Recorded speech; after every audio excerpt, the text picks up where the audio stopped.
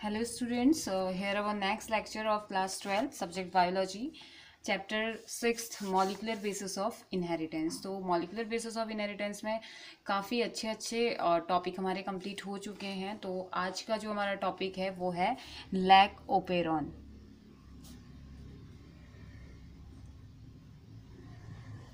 Okay तो हमने इससे पहले लेक्चर में क्या पढ़ा था, ट्रांसलेशन की हमने बात करी थी और स्टार्ट किया था हमने जेनेटिक मटेरियल डीएनए है या कौन है, उससे हमने स्टार्ट किया था। फिर जेनेटिक मटेरियल जब डीएनए है हमें बहुत सारे एक्सपेरिमेंट से प्रूफ हो गया था। तो हमने ट्राई किया, चलिए डीएनए अगर जेनेटिक मटेरियल है तो कैसे डीएनए जेनेटिक मटेरियल है, फिर उसको दोबारा से प्रूफ किया।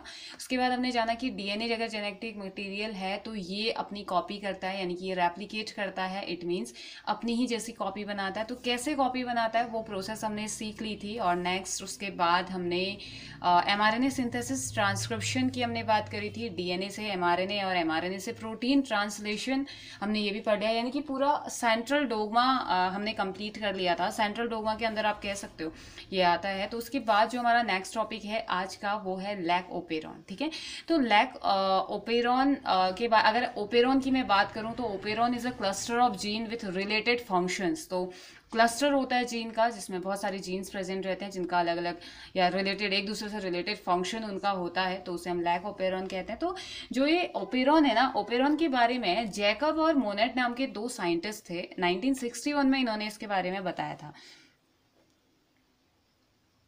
Jacob and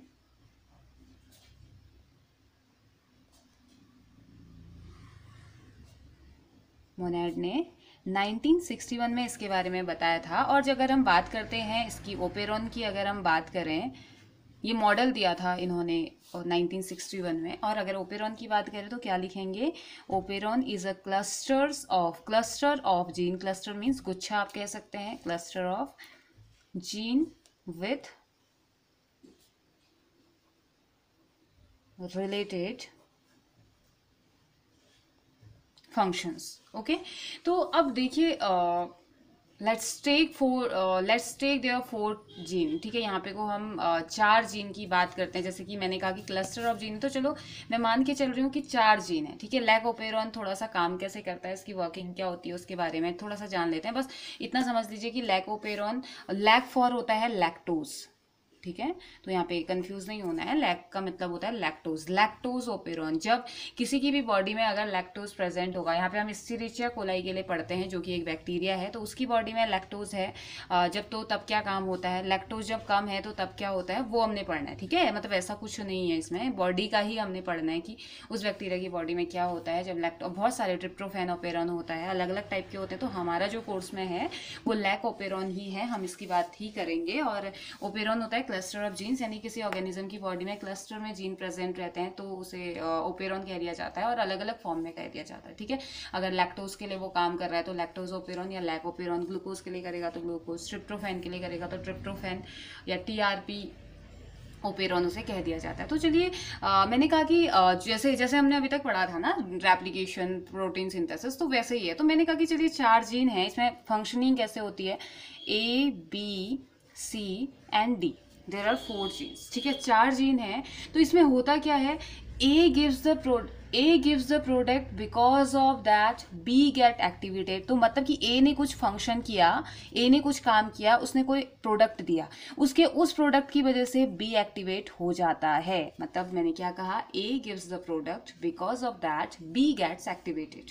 now C gives the product, अब उसके बाद बी ऐसे बी कोई प्रोडक्ट देगा और यहाँ से क्या हो जाएगा, सी एक्टिवेट हो जाएगा। ठीक है, B gives the product because of that C get activated, C gives the product and because of that D gets activated. But what's about A, A कैसे काम करेगा, तो इसमें क्या होता है कि finally D gives a product जिसकी वजह से ए काम कर सकता है, डी कोई प्रोडक्ट बनाता है जिसकी वजह से ये सारे के सारे काम कर पाएगा। मतलब अल्टीमेटली ए ने कोई प्रोडक्ट दिया तो उसकी वजह से बी एक्टिवेट हो गया, जो प्रोडक्ट बना, मतलब आप अगर कह रहे हैं एंजाइम बन रहा है, प्रोडक्ट प्रोटीन बन रहा है, तो ये प्रोटीन इसको एक्टिवेट करेगा, फिर ये सी इसको सी को जाके एक्टिवेट करेगा, फिर सी कोई प्रोडक्ट बनाएगा, डी को एक्टिवेट। अब डी एक्टिवेट हो गया तो अब जिस मेन काम के लिए एक्टिवेट तो इसने कर दिया, लेकिन जिस मेन काम के लिए बना हुआ है वो तभी करेगा जब डी का प्रोडक्ट आके इसे एक्टिवेट करेगा। ठीक है, तो अब देखिए जो ओपेरॉन मतलब कि इसी टाइप की फंक्शनिंग हमने इसी टाइप का हमने पढ़ना है। ठीक है, आपको ये बताने का रीज़न ये है कि ये 4 जीन लेने का रीज़न ये है कि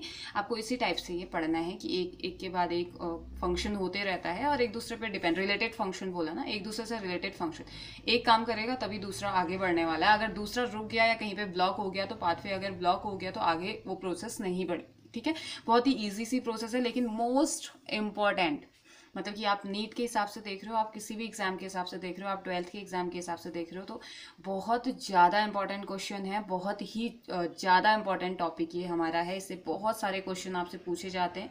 जो जीन आएंगी, जीन्स का ही जीन कौन सी होती है वही पूछा जाएगा आपसे, या बहुत सारी चीज़ें इससे पूछी जाती है। तो चलिए जानते हैं।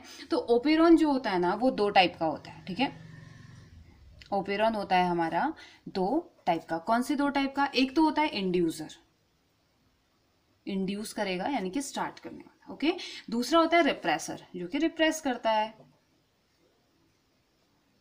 देखो अब ये जो 2 टाइप के ओपेरॉन होते हैं ना, इंड्यूसर जो होता है वो लैक ओपेरॉन होता है, जो हमने पढ़ना है। ठीक है, हमने इंड्यूसर ही पढ़ना है, लैक ओपेरॉन ही पढ़ना है। तो जो इंड्यूसर ओपेरॉन होता है, lac operon is also known as inducer operon. ठीक है, आपसे ये क्वेश्चन भी पूछ सकते हैं कि inducer operon is lac operon और ट्रिप्टोफैन ओपेरॉन, ग्लूकोज, कुछ भी दे देंगे ऑप्शन। तो जो इंड्यूसर होता है वो हमेशा लैक्टोज ओपेरॉन ही होता है, लैक ओपेरॉन ही होता है। ठीक है, and refresher is tryptophan.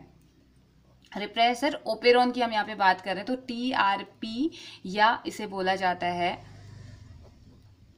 Tryptophan operon. Okay, तो ये रिप्रेशर होता है, ये इंड्यूसर होता है। अब जब भी हम स्ट्रक्चर, अब देखिए हम पीछे से पढ़ के आ रहे हैं ना, स्ट्रक्चरल जीन कैसे पढ़ा था हमने, ये है और बीच में स्ट्रक्चरल जीन है, यही तो पढ़ रहे थे। यहाँ पे स्टार्टिंग प्रमोटर वाला है, यहाँ पे रोकने वाला है, टेल वाला एंड है, तो यहाँ पे कोई बीच में स्ट्रक्चरल जीन है, यही तो पढ़ रहे थे। तो जब भी हम स्ट्रक्चरल जीन की बात करते हैं तो सबसे पहले हमें समझना होगा कि स्ट्रक्चरल जीन है क्या, है ना। तो स्ट्रक्चरल जीन के बारे में भी हमें जानना चाहिए। स्ट्रक्चरल जीन क्लस्टर होता है, यहाँ पे बहुत सारी जीन्स प्रेजेंट रहती है जो कि आगे जाके ट्रांसक्राइब हो जाती है, जो खुद को चेंज करती है, किसी नए फॉर्म में चेंज करती है, यही तो स्ट्रक्चरल जीन होता है ना। तो देखो लैक ओपेरॉन में भी ना 3 स्ट्रक्चरल जीन्स प्रेजेंट होती है। ठीक है, अब देखो इतना ये क्वेश्चन हम पढ़ तो लैक ओपेरॉन से रहे हैं, लेकिन अलग अलग ओपेरॉन से रिलेटेड भी इसमें क्वेश्चन पूछे जाते हैं। तो थोड़ा सा हम जीन्स की बात कर लेते हैं। ठीक है, तो लैक ओपेरॉन में जो नंबर ऑफ जीन्स होते हैं, स्ट्रक्चरल जीन्स होते हैं, लैक ओपेरॉन में नंबर ऑफ स्ट्रक्चरल जीन 3 होते हैं। ठीक है, 3 जीन्स स्ट्रक्चरल जीन्स, इसको मैं SG लिख देती हूँ। दूसरा जो ट्रिप्टोफैन होता है, ट्रिप्टोफैन ओपेरॉन में 5 स्ट्रक्चरल जीन होती हैं। ओके, और साथ ही साथ ये दोनों ही ओपेरॉन होते हैं कहाँ? एस्चेरिचिया कोलाई में। मतलब कि आप ये दोनों ही ओपेरॉन देख सकते हैं एस्चेरिचिया नामक कोलाई में। एस्चेरिचिया कोलाई जो या ई कोलाई जो बैक्टीरिया है उसमें वो लैक ओपेरॉन और ट्रिप्टोफैन ओपेरॉन दोनों अलग अलग टाइम पे काम करते हुए आप देख सकते हैं। And 9 structural gene are present in histidine operon. Histidine operon हमें देखने को मिलता है साल्मोनेला टाइफी, जो टाइफॉइड को कॉज करता है ना, उसमें हमें देखने को मिलता है। तो इसमें क्या होते हैं? हिस्टिडीन ओपेरॉन में हमें 9 स्ट्रक्चरल जीन्स देखने को मिलती है। जो किसमें होता है बेटा? वो होता है हमारा साल्मोनेला टाइफी में। ठीक है, तो अभी हमने जो पढ़ना है वो हमने लैक ओपेरॉन का पढ़ना है। तो वी टॉक अबाउट इंड्यूसेबल या इंड्यूसर की हम बात करेंगे सिस्टम की, जो कि है कुछ नहीं, that is nothing but lac operon. ठीक है, आपसे पूछा जाएगा व्हाट, अगर आपसे ये नहीं पूछा जाएगा ना एग्जाम में व्हाट इज लैक ओपेरॉन, नहीं पूछा जाएगा, तो आपसे पूछा जाएगा डिस्क्राइब इंड्यूसेबल ओपेरॉन सिस्टम। तो इंड्यूसेबल ओपेरॉन सिस्टम क्या है? Inducible operon system, operator system, that is nothing but lac operon, जो हम पढ़ रहे हैं वही है। ठीक है, तो इसको हम क्या भी बोल सकते हैं, हमसे कैसे भी पूछा जा सकता है, इंड्यूसेबल ऑपरेटर सिस्टम। ओके तो चलिए फिर से रिकॉल करते हैं, हमने क्या पढ़ा। हमने कहा कि हम आज लैक्टोज ओपेरॉन, जैसे कि लैक शॉर्ट में लैक ओपेरॉन कह दिया जाता है, उसकी बात करेंगे। तो ओपेरॉन के बारे में, लैक ओपेरॉन के बारे में जैकब और मोनट नाम के साइंटिस्ट ने 1961 में इन्होंने इसके बारे में बताया था। और ओपेरॉन एक्चुअल में जो हम पढ़ रहे हैं, पहले तो हमें पता होना चाहिए ना कि जो चीज़ आप पढ़ रहे हो उसका मतलब क्या है। तो ओपेरॉन क्या है? Cluster of genes with related functions. तो एक क्लस्टर है जीन का, बहुत सारे जीन्स प्रेजेंट हैं जिनमें कि रिलेटेड फंक्शन है, एक दूसरे से रिलेट होकर काम करते हैं। तो हमने कहा कि चलिए हम 4 जीन का एग्जाम्पल ले लेते हैं। एक जीन हमारा ए है, एक जीन हमारा बी है, सी है और डी। हमने कहा कि ए तो ठीक है, ए का अगर कोई प्रोडक्ट बनता है तो उसकी वजह से बी एक्टिवेट होता है, बी का कोई प्रोडक्ट बनता है तो उसकी वजह से सी एक्टिवेट हो जाता है, सी का कोई प्रोडक्ट होता है आता है और यहाँ पहुंचता है तो ये डी को एक्टिवेट कर देता है। और अल्टीमेटली डी क्या करता है? डी का भी कुछ ना कुछ तो उसने करना ही है।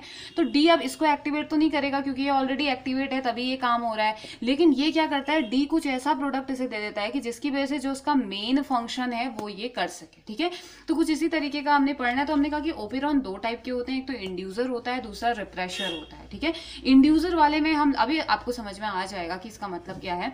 इंड्यूसर वाले में हम लैक्टोज ओपेरॉन की बात करते हैं, जहाँ पे ग्लूकोज भी थोड़ा बहुत इन्वॉल्व होता है। और अच्छा सा टॉपिक एक है जो आपको बहुत ईजी लगेगा, लेकिन अगर आप ध्यान से सुन रहे हो तब। दूसरा रिप्रेशर है। रिप्रेशर एक ट्रिप्टोफैन ओपेरॉन होता है, जहाँ पे ट्रिप्टोफैन का यूज किया जाता है। और लैक ओपेरॉन में 3 स्ट्रक्चरल जीन होती है। हमें पता है स्ट्रक्चरल जीन क्या होती है, यहाँ पे को बहुत सारी जीन्स प्रेजेंट रहती है अलग अलग टाइप की, और वो आगे जाकर ट्रांसक्राइब हो जाती है, मतलब खुद को क्या करती है? चेंज कर देती है किसी दूसरे फॉर्म में। बस यही पढ़ना है। ठीक है, दूसरा ट्रिप्टोफैन में 5 होती है और हिस्टीडीन में 9 होती है। तो ये एस्चेरिचिया कोलाई में हमारा लैकोपेरॉन भी देखने को मिलता है, ट्रिप्टोफैन भी देखने को मिलता है, जबकि साल्मोनेला टाइफी में हमें हिस्टीडीन ओपेरॉन देखने को मिलता है। ठीक है, और इस लैकोपेरॉन को, जो ये लैकोपेरॉन हमारा है, इसे इंड्यूसेबल ऑपरेटिंग सिस्टम भी कहा जाता है। ठीक है, तो अब देखो, अब हम स्टार्ट करते हैं लैकोपेरॉन के बारे में थोड़ा सा जानना हम स्टार्ट करते हैं। ठीक है, अब हमने बोला किस में हो रहा है? एस्चेरिचिया कोलाई में हो रहा है। ओके, अब आपको ये याद रखना है कि लैकोपेरॉन होता किसमें। अब ये क्वेश्चन भी बेटा पूछा जाता है कि लैकोपेरॉन का एग्जांपल बताओ। अब अगर कोई कॉम्पिटिटिव एग्जाम देते हैं तो वहां पे तो ऑप्शन होता है, एस्चेरिचिया कोलाई भी होगा। अब 12th में अगर ऑप्शन, वैसे ऑप्शनल भी है आपका, अगर ऑप्शनल आया तो ठीक, अगर ऑप्शनल नहीं आया तो सीधे सीधे आपसे पूछ दिया जाएगा कि लैकोपेरॉन का एग्जाम्पल बताइए, लैकोपेरॉन किसकी बॉडी में होता है या कहाँ आपको देखने को मिलेगा। तो एक बैक्टीरिया जो कि हमारा एस्चेरिचिया कोलाई है उसमें आप लिख सकते हो, और साथ ही साथ ट्रिप्टोफैन में भी, लेकिन आपके कोर्स के अकॉर्डिंग आपने लैक्टोज ये एस्चेरिचिया कोलाई में ही पढ़ना है। ठीक है, तो अब देखो ये जो एस्चेरिचिया कोलाई है ना, एस्चेरिचिया कोलाई के बारे में थोड़ा सा जान लेते हैं क्योंकि स्टार्टिंग से हम इसके बारे में पढ़ रहे हैं। पता है, अब ये बताओ जल्दी से, आप सोचो कि आज जैसे आज आप अगर अभी स्कूल में अभी आप पढ़ रहे हो और 1 घंटे की आपकी क्लास है, उसके बाद अचानक से आपको पता चलता है कि आज तो आपका फेवरेट खाना बना हुआ है। मतलब कि आपके पास 2 चीजें हैं, एक जगह आपका फेवरेट खाना है, दूसरी जगह नॉर्मल जो आप रोज खाते हो, मतलब कि जो ऐसे ही आप खा लेते हो, चलो ठीक है हम खा लेते हैं। तो आप किसको प्रेफर करोगे? आप ऑफ कोर्स आप उसको प्रेफर करोगे जो आपका फेवरेट फूड है। आप बोलोगे नहीं मुझे तो यही खाना है, जब मेरे पास मेरा फेवरेट फूड अवेलेबल है तो मैं दूसरा फूड क्यों खाऊं, है ना। तो यही चीज इनमें भी आती है, बैक्टीरिया भी करते हैं ऐसा, जैसा हम लोग करते हैं वैसा ही कुछ हैबिटेड हमसे मिलते, कुछ हैबिट्स हमारी मिलते जुलती रहती हैं इनसे। तो जो बैक्टीरिया है ना, इसका जो फेवरेट फूड होता है ना वो होता है ग्लूकोज। मतलब कि एस्चेरिचिया कोलाई अगर कभी अपने मन से इससे कहा जाए कि आप चूज करो भाई अपने लिए खाना, तो वो इसका फेवरेट खाना होता है ग्लूकोज। ठीक है, यानी कि एस्चेरिचिया कोलाई कभी कोई खाना खाना चाहेगा तो वो always prefer glucose. But if glucose is not there, अगर ग्लूकोज वहां पर नहीं हुआ, आप क्या करोगे? आपसे कहा गया कि ठीक है आज ये फेवरेट खाना आपका बना है, खाओ, आपने खा लिया, लेकिन फिर दिन में भी तो भूख लगेगी। दिन में क्या होगा? दिन में ये खाना आपका नहीं है, आप क्या करोगे? ठीक है जो बना है वो दे दो, ऐसे ही तो करोगे। तो ऐसा ही यहाँ पे को भी होता है। तो ये क्या करता है कि बैक्टीरिया जो एस्चेरिचिया कोलाई है, ये इसका फेवरेट फूड आप कह सकते हो, फेवरेट फूड होता है ग्लूकोज। ये हमेशा ग्लूकोज को प्रीफर करता है। But if glucose is not there, लेकिन अगर ग्लूकोज यहाँ नहीं होगा, ग्लूकोज नहीं है, तो तब प्रेफर करता है किसको? लैक्टोज को। फिर कहता है कि चलो यार लैक्टोज ही खा लेते हैं, कुछ तो खाना ही है, पेट तो भरना ही है ना। तो ऐसे इसमें भी चलता है। तो पर जब ग्लूकोज का यूज होता है तो अब देखो, और इसमें इंटरेस्टिंग चीज क्या है पता है आपको? जब वो ग्लूकोज खा रहा है ना, जब भी ग्लूकोज का यूज होता है तो तब ओपेरॉन एक्टिव नहीं होता है, ओपेरॉन को एक्टिव होने की जरूरत नहीं होती है। ठीक है, तो आप ऐसे समझ लीजिए कि आपका फेवरेट फूड कोई फास्ट फूड है जो कि आपने ऑर्डर किया और वो घर आ गया, ठीक है, इसमें आपको एक्टिव होने की जरूरत पड़ी, मीन्स कि खाना बनाने की जरूरत पड़ी नहीं पड़ी ना। लेकिन यहाँ पे अगर दूसरा आप घर का खाना खाते हो तो किसी को तो एक्टिव होना ही पड़ेगा। तो कुछ इस तरीके से समझ लीजिए, हालांकि ऐसा कुछ है नहीं यहाँ पे रिलेटिव्स ने बनाना है ये करना है। तो ये समझ लीजिए कि जब वो ग्लूकोज खा रहा है तो उसे बहुत ज्यादा एक्टिव होने की जरूरत नहीं पड़ रही है, वो एक्टिव ही नहीं होता है। ये ओपेरॉन जो है एक्टिव नहीं होता है। एक्टिव नहीं होता है मतलब इसमें कोई mRNA नहीं बनता है, इसमें कोई tRNA नहीं बनता है, इसमें कोई प्रोटीन सिंथेसिस नहीं होता है जब ये ग्लूकोज को खाता है। ठीक है, लेकिन जब वो खाते खाते ग्लूकोज खत्म हो गया, अब तो जरूरत पड़ेगी ना लैक्टोज की। तो जब ये लैक्टोज का यूज करता है तो उस टाइम पे ओपेरॉन एक्टिव होता है। इस बात को आपने याद रखना है। ठीक है, तो यानी कि आप क्या बोलेंगे, ग्लूकोज की प्रेजेंस में ये क्या हो जाएगा, ये इनएक्टिव होता है। कौन, एस्चेरिचिया कोलाई का लैकोपेरॉन। ओके, और लैक्टोज की प्रेजेंट में जो हमारा ओपेरॉन होता है वो एक्टिव होता है, किसका, एस्चेरिचिया कोलाई का। इतना है ना समझ में। हमने क्या कहा कि हम लैक्टोज ओपेरॉन की बात कर रहे हैं। इंड्यूसेबल ऑपरेटिंग सिस्टम इसे कहा जाता है, जो कि एस्चेरिचिया कोलाई में देखने को मिलता है। हमने कहा कि एस्चेरिचिया कोलाई का मतलब थोड़ा सा फूडी, थोड़ा चूजी टाइप का है, कि अगर वो कोई खाना खाना चाहेगा अपने हिसाब से तो उसको हमेशा वो प्रेफर करेगा कि प्लीज मुझे ग्लूकोज ही दे दो, मुझे ग्लूकोज ही खाना है, क्योंकि उसको मेहनत नहीं करनी है ना ग्लूकोज खाने में। तो दूसरा ये कि अब ग्लूकोज नहीं है, ठीक है, ग्लूकोज खा रहा है तो उस टाइम पे एक्टिव होने की जरूरत नहीं है, यानी कि लैकोपेरॉन इनएक्टिव ही होता है। दूसरा केस, अब ग्लूकोज नहीं है तो तब क्या करेंगे, तो उस टाइम पे ये प्रेफर करता है, इसकी सेकंड चॉइस रहती है लैक्टोज की, चलो ठीक है मैं लैक्टोज खाऊं। ओके, तो इतना ही हमने पढ़ा है कि ग्लूकोज अगर होगा तो इनएक्टिव होता है और लैक्टोज होगा तो हमारा ओपेरॉन एक्टिव होता है। तो इसका मतलब ये हुआ कि ओपेरॉन एक्टिव तब होगा जब लैक्टोज को यूज किया जाएगा, यही तो होगा ना। लैक्टोज का यूज जब होगा, जब वो बैक्टीरिया लैक्टोज का यूज करेगा तब वो जाके एक्टिव होगा, और एज अ फूड, ठीक है, एज अ फूड के फॉर्म में लैक्टोज को जब लिया जाएगा तब वो एक्टिवेट होगा। तो अगर हम इसको कुछ इस तरीके से दिखा सकते हैं, एस्चेरिचिया कोलाई, इसका फूड क्या है, ग्लूकोज, है ना, ग्लूकोज, जिसको कि ये प्रीफर करता है, ऐसे लिख सकते हैं। ओवर, इतना ही होगा। तो यहां पे ये क्या हो जाएगा, ओपेरॉन इज नॉट एक्टिव। आप लिख सकते हैं ओपेरॉन इज नॉट एक्टिव, मतलब इसने खाना खाया, बात खत्म। ओके, दूसरा सेम, एस्चेरिचिया कोलाई फूड खाने आया, अब यहां पे इसे क्या मिला, लैक्टोज मिला। लैक्टोज तो मिला, तो यानी कि यहां पे को now operon is active, operon is active. और एक्टिव होने का मतलब कि आगे ये एमआरएनए बनाएगा, एमआरएनए से फिर प्रोटीन बनाएगा, अलग अलग टाइप के प्रोटीन आएंगे, वो फिर अलग अलग फंक्शन करेंगे। कैसे करेंगे ये तो हम पढ़ेंगे, पहले इतना समझ लेते हैं। ठीक है, तो ये हो गया। अब let us take a medium. अब ऐसा करते हैं, एक मीडियम ले लेते हैं जिसमें कि एस्चेरिचिया कोलाई है, लैक्टोज है और ग्लूकोज भी है। हमने एक मीडियम ले लिया, ठीक है, मीडियम जैसे कि मैं ऐसे दिखा देती हूँ। ठीक है, ये एक मीडियम है। मैंने कहा कि इस मीडियम में लैक्टोज है, ग्लूकोज है, और लैक्टोज और ग्लूकोज तो दोनों इक्वल प्रोपोर्शन में हैं, और साथ ही साथ एस्चेरिचिया कोलाई भी है। ठीक है, हमने एक मीडियम में एस्चेरिचिया कोलाई को हम ग्रो करवा रहे हैं। तो यहाँ पे को अगर मैं बोलती हूँ ग्लूकोज के 4 मॉलिक्यूल हैं, तो यहाँ पर लैक्टोज के भी 4 मॉलिक्यूल हैं, और इसमें है एस्चेरिचिया कोलाई। ठीक है, तो अब क्या करेगा, जब दोनों इक्वल प्रोपोर्शन में है तो एस्चेरिचिया कोलाई हमेशा प्रेफर करेगा ग्लूकोज को। ठीक है, अब इसने क्या कर दिया, ग्लूकोज को खा दिया। ठीक है, खाते रहेगा, जितना इसने खाना है इसने खाते रहेगा खाते रहेगा। इससे क्या होगा, पूरा का पूरा ग्लूकोज कम हो जाएगा और लैक्टोज रह जाएगा, है ना। पहले तो ये इसी को प्रीफर करेगा ना, मतलब कि आपकी दो फेवरेट चीजें हैं, एक है आपकी सबसे ज्यादा फेवरेट जिसके सामने आप किसी को नहीं देखोगे, फिर उसके बाद दूसरी फेवरेट आपकी आती है, तो ऑफकोर्स आप पहले अपनी पहली फेवरेट वाली चीज को खाना पसंद करोगे। आप चाहोगे कि चलो अभी ये मिल रहा है तो मैं यही खा लूं। तो ये होता क्या है कि जब ये लैक्टोज को ग्लूकोज को जब ये खाते रहता है तो एक कंडीशन आती है कि ग्लूकोज का अमाउंट कम और लैक्टोज का अमाउंट ज्यादा हो जाता है। कैसे, क्योंकि लैक्टोज तो इसने खाया ही नहीं था ना। तो जब लैक्टोज का अमाउंट ज्यादा हो जाएगा एस्चेरिचिया कोलाई के पास, तो अब इसके पास कोई ऑप्शन नहीं है, क्योंकि इसका पेट नहीं भरा, इसको और खाने की जरूरत है, और खाने की जरूरत है, तो यहाँ पे कोई लैक्टोज ही बच गया। अब ये क्या करेगा, लैक्टोज को खाने लगता है। तो इस कंडीशन में लैकोपेरॉन क्या हो जाता है, एक्टिवेटेड। ओके तो क्या हुआ, कुछ भी नहीं, हमने एक मीडियम था, एक मीडियम में हमने Escherichia coli को ग्रो करवाया, हमने ग्लूकोज और लैक्टोज जो कि उसको खाना है, जो उसका फेवरेट फूड है वो हमने डाल दिया, 2 फेवरेट फूड हमने उसके दे दिए, ठीक है। तो अब क्या हुआ, ग्लूकोज ने क्या किया, लैक्टोज आया, उसको तो उसके मुंह में पानी आ गया बिल्कुल कि अरे वाह आज तो मेरा फेवरेट फूड है, और बराबर अमाउंट में पहला फेवरेट फूड दूसरा फेवरेट फूड दोनों है, लेकिन ऐसा करता हूँ मैं तो अपना ग्लूकोज ही खाऊंगा पहले। तो उसने सारा का सारा ग्लूकोज खत्म कर दिया, या थोड़ा ग्लूकोज उसने खा दिया, तो अब ग्लूकोज कम हो गया, अब उसको लगा कि ग्लूकोज कम हो गया या मान लो कि खत्म हो गया, तो उस टाइम पे अब लैक्टोज बचा, तो लैक्टोज क्या हो गया, उसने लैक्टोज खाना शुरू किया। अब जैसे ही बैक्टीरिया ने लैक्टोज खाया ना, वैसे ही ये एक्टिवेट हो गया, मतलब कि लैक्टोज उसको चाहिए, उसकी बॉडी को लैक्टोज चाहिए ताकि प्रोटीन बन सके, ताकि आरएनए बन सके, एमआरएनए बन सके, ठीक है।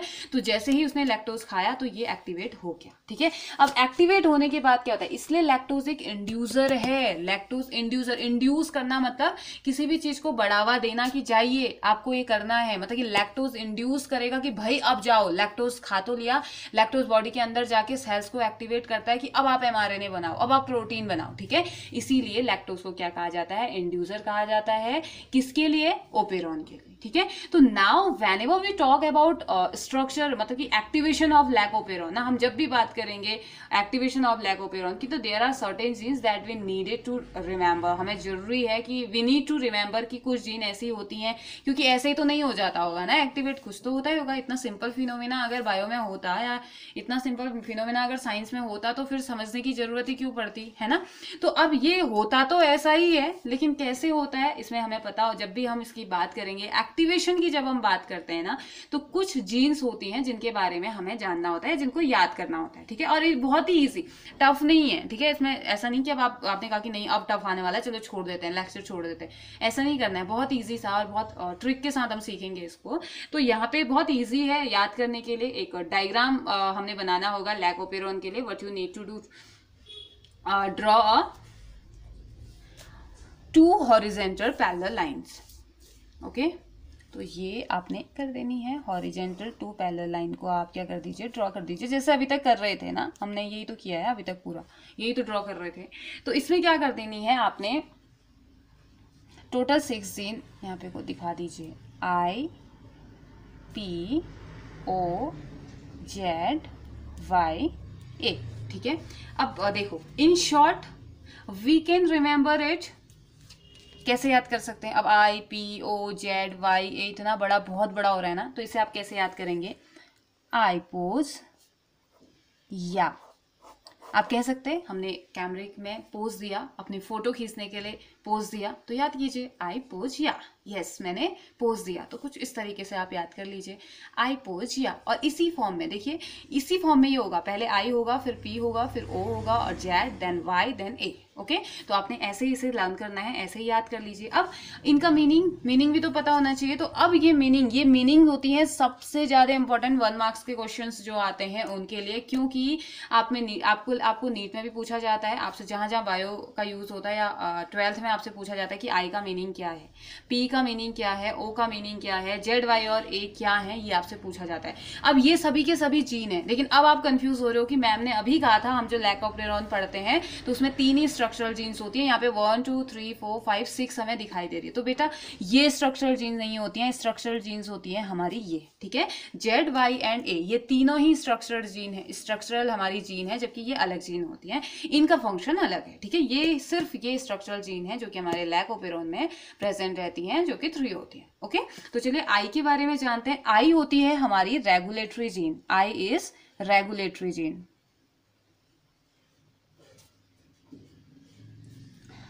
एंड पी इज प्रमोटर, ये रेगुलेट करता है, ये प्रमोट हमें पता है ना, पी तो पढ़ते ही हम, यहाँ पे कोई एमआरएनए पॉलीमरेज आके बाइंड होता है, प्रमोट करता है, प्रमोटर एंड है ना ये, हाँ। तो P for promoter, O for operator, ये ऑपरेट करने का काम करता है, ठीक है। ये लेकिन याद करना ही पड़ेगा। And Z Y and A all are structural gene.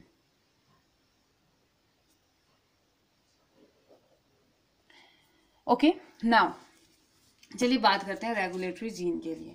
तो regulatory gene which is I, ये कोड करता है रिप्रेशर प्रोटीन के लिए। ये बहुत ज़्यादा ज़रूरी है आपको याद करना कि जो रेगुलेटरी जीन होता है इनका फंक्शन ना, इन सारे का फंक्शन याद करना आपने बहुत ज़रूरी है, क्योंकि जब छोटा सा मतलब लैकोपेरोन ना एक छोटा सा टॉपिक आप कह सकते हैं, जो फंक्शनिंग इसकी है छोटी सी है, 5 मिनट भी शायद मुश्किल से लगेंगे, लेकिन जो उससे पहले का पढ़ना है ना वो थोड़ा लॉन्ग जाता है, क्योंकि इन सारी चीज़ों के बारे में हमने इसमें जानना होता है। तो जो रेगुलेटरी जीन है हमारी आई है, ये कोड करता है किसके लिए, कोड्स फॉर एक प्रोटीन के लिए कोड करता है रिप्रेशर प्रोटीन। ये रिप्रेशर जीन है, ठीक है। यहाँ पे को मतलब कि जो हम पढ़ रहे थे अभी तक रिप्रेशर जीन के बारे में पढ़ रहे थे, या रेगुलेटरी जीन के बारे में, प्रमोटर के बारे में हमने बात करी, तो ये किसके लिए एक काम करता है, रिप्रेशर प्रोटीन के लिए ये काम करता है, ठीक है, रिप्रेशर प्रोटीन। और ये रिप्रेशर प्रोटीन एक टेट्रामर का फॉर्मेशन करता है, ये आगे जाएगा। और टेट्रामर यानी कि टेट्रा मीन्स क्या होता है बेटा, 4 ना, तो 4 एक साथ मिले हुए सीक्वेंस का फॉर्मेशन करता है, जो कि ऑपरेटर से जो आगे जाएगा और इससे बाइंड हो जाएगा। क्या हो रहा है, जो आई है यानी कि जो ये रेगुलेटरी जीन है, ये एक प्रोटीन के लिए कोड करता है, ठीक है। जैसे ही ये आई एक्टिवेट हो जाएगा तो एक प्रोटीन आएगा, उस प्रोटीन को हम रिप्रेशर प्रोटीन बोलते हैं, और ये रिप्रेशर प्रोटीन अपना एक टेट्रामर बनाता है और उसके बाद ओ से के बाइंड हो जाता है, ओ से जुड़ जाता है, बस, ठीक है, इतना याद कीजिए, ठीक है। दूसरी जगह जो आएगी वो हमारी दूसरी चीज क्या है, प्रमोटर है, प्रमोटर जीन है। प्रमोटर एक छोटा सा सेगमेंट होता है डीएनए का, स्मॉल सेगमेंट ऑफ डीएनए, लेकिन फंक्शन तो कुछ होगा ही होगा ना। तो ये प्रोवाइड करता है binding site RNA polymerase enzyme को। हमें पता है यहाँ पे को आरएनए पॉलीमरेज एंजाइम आता है, तो it provide binding site for RNA polymerase enzyme, okay. तो और ये हमेशा 5 डेज एंड में प्रेजेंट रहता है, this one is 5 days and, this one is 3 days and, okay. तो ये हमेशा किस एंड में प्रेजेंट रहता है, 5 डेज एंड में। तो regulatory gene code for refresher protein, और ये रिप्रेशर प्रोटीन आगे जाके क्या कर देता है, ऑपरेटर से बाइंड हो जाता है। दूसरा प्रमोटर जीन जो कि हमेशा 5 डेज एंड में प्रेजेंट रहता है, यहाँ पे एमआरएनए या आरएनए पॉलीमरेज एंजाइम आता है और बाइंड करता है, तो उसके लिए साइटें प्रोवाइड करता है, ठीक है। फिर बात करते हैं ऑपरेटर की। अब ऑपरेटर क्या करता है, ऑपरेटर भी एक ऐसा जीन है जो प्रमोटर और स्ट्रक्चरल जीन के बीच में प्रेजेंट होता है, दिख रहा है नाम है, ये प्रमोटर है और ये तीनों स्ट्रक्चरल जीन है, तो इन दोनों के बीच में ये प्रेजेंट रहता है, it is present between the promoter and structural gene. अब ये क्या करता है, ये प्रोवाइड करता है binding site for repressor tetramer. ये रिप्रेशर टेट्रामर मैंने बोला था, रेगुलेटरी जीन लेके आएगा, कोड करेगा रिप्रेशर टेट्रामर। तो अब ये ऑपरेटर क्या करता है ना, अब ये हमने क्या पढ़ा, ये कोड करेगा और ऑपरेटर से जाके जुड़ जाएगा। ऑपरेटर से कब जुड़ेगा, जब ये साइट प्रोवाइड करेगा, ये बोलेगा कि हाँ आओ, मैं आपको जगह दे रहा हूं कि आप बाइंड करो, तभी तो होगा ना। अगर ये जगह ही नहीं देगा तो कैसे बाइंड होगा। तो बस यही है यहाँ पे को कि ऑपरेटर क्या करता है, ऑपरेटर एक ऐसा जीन है जो प्रमोटर और स्ट्रक्चरल जीन के बीच में प्रेजेंट रहता है, and it provide binding site for repressor tetramer, okay. तो it provide binding site for repressor tetramer, okay. उसके बाद आता है जेड वाई एंड ए, ये all are structural gene, we know that, and gene जो transcribe होते हैं, transcribe of lac operon, जो कि ट्रांसक्राइब हो जाएंगे लैकोपेरॉन में, तो जेड कोड करता है। जेड किसके लिए कोड करता है, तो let's start with Z.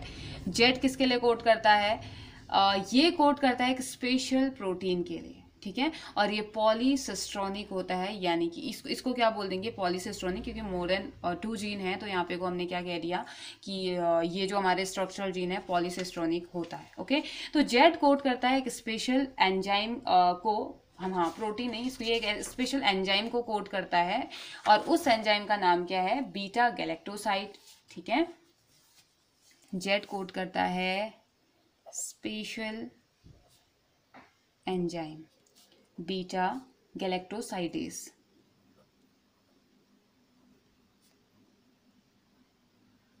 And Y code for परमीज